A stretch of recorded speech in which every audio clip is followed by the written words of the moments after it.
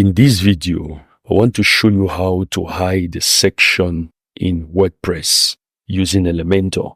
So let's take, for example, if we build this website and for now, I don't want to display this section to my users. How do I do that? It's very possible. So there are two things we are going to see. First of all, if you want to hide it on the entire website, or maybe you want to hide it just for mobile viewers, people visiting your website from mobile. You don't want them to see this. Or maybe you want it to be displayed on the other hand instead only on mobile. So we are going to see how to do that. First of all, let's edit with Elementor.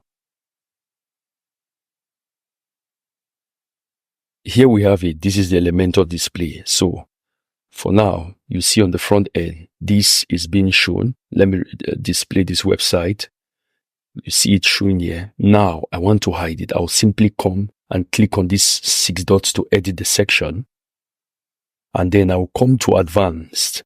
And then I'll go to responsive. And then I'll hide it on every count.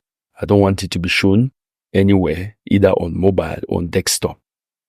So if I reload this page, you see that section is gone.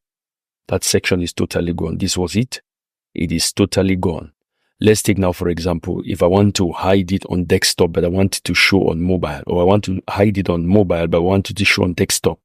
So what I'm going to do is that I'm going to reveal it here, but it's going to be hidden on desktop. It's going to be shown.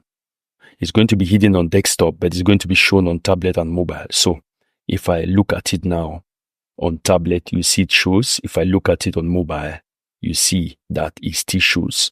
Take, for example, if I want to do the opposite, I want it to show on desktop, but I want it to hide on mobile. So you see on desktop, it shows, but on tablet, it does not show, and on mobile, it does not show.